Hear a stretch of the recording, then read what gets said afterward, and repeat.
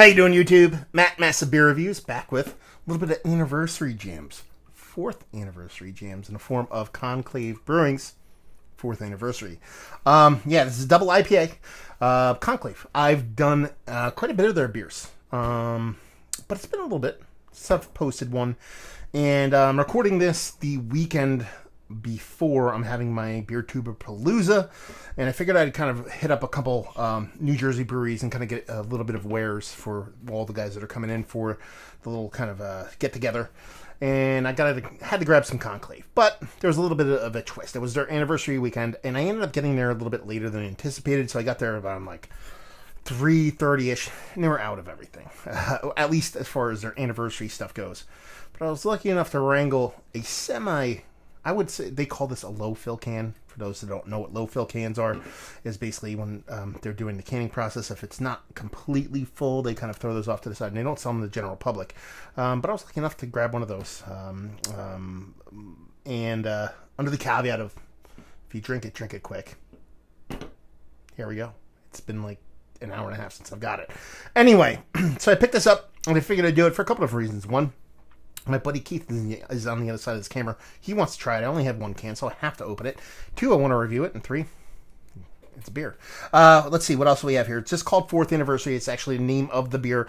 It's a double India Pale Ale, 8.5%. I think this is actually the first double IPA that Conclave has put in a can. I'm pretty sure everything else they've done has been kind of pale ale or kind of regular IPA. I could be wrong, but that's just coming from memory. And that's pretty much it. I mean, label-wise, their labels have gotten infinitely better. I've dug them quite a bit more than what they were in the past.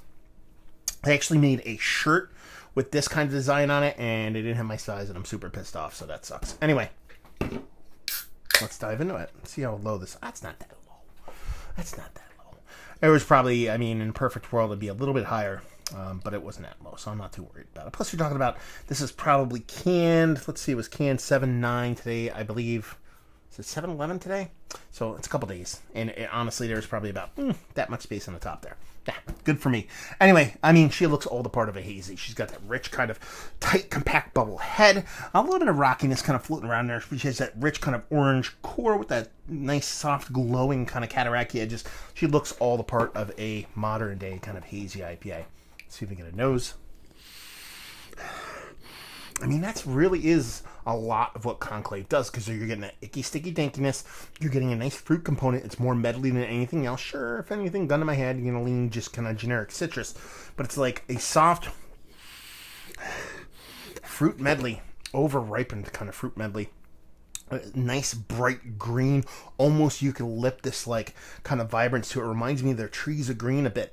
And it smells really good. I'm pretty sure this is they used a malt bill from one of their tessellation beers, and I believe they just kind of beefed that up quite a bit. Oh, little fruit fly, get out of here, son bitch. They beefed that up a bit, and they kind of used their hop additions they use for gravitational waves, I think it is. But to me, it comes off a little bit more like that trees of green to me, but nice soft dankiness, nice sweetness. The hops are very expressive, but more in a kind of green way, and I kind of dig that. Anyway, let's just dive in. Cheers.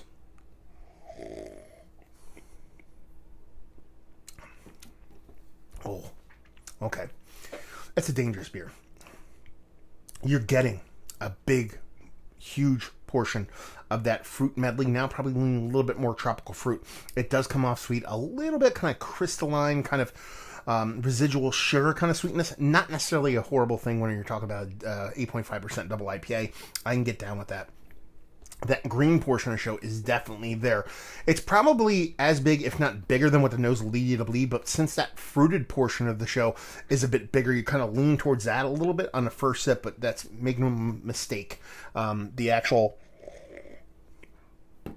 icky, sticky dankiness portion of it is definitely up to snuff, if you will. The mouthfeel's absolutely fantastic. It has that really soft, creamy, non-chalky, super pillowy, kind of water nerdy thing that I get down with so much. And that's pretty much it. You get a lingering sweetness, you get a lingering bitterness. Like I said, it's definitely that kind of sprightly, kind of piney, slightly piney, sprightly kind of green dankiness that almost gets to that kind of minty eucalyptus thing I talk about every now and then. Doesn't quite get there, but it has that big vibrance to it. With that fruited portion on the other side, it kind of takes that sweetened, kind of crystalline, kind of residual sugar thing and just makes you think it's just a really rich, over-ripened kind of tropical fruitiness. And it's a really nice, well-done beer. I mean, double IPAs, that's kind of what everybody does.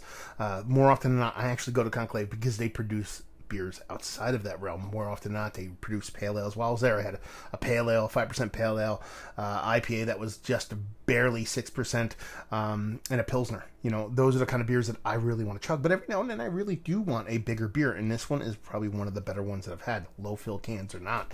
It's tasty. It's nice. And honestly, it makes me really excited to have a brewery this close to me that does such fun things. I mean, like I said, most of the stuff that leaves their brewery in cans are hazies, because that's what people buy.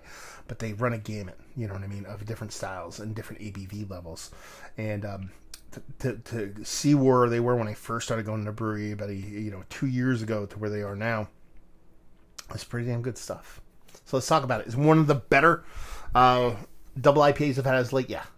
It still might not be Mount Rushmore top 4 level stuff. I do like mine to be a little bit more lacking that kind of sugary sweetness. Even though I don't mind it in this beer, in a perfect world, I don't really get that kind of big residual sugar.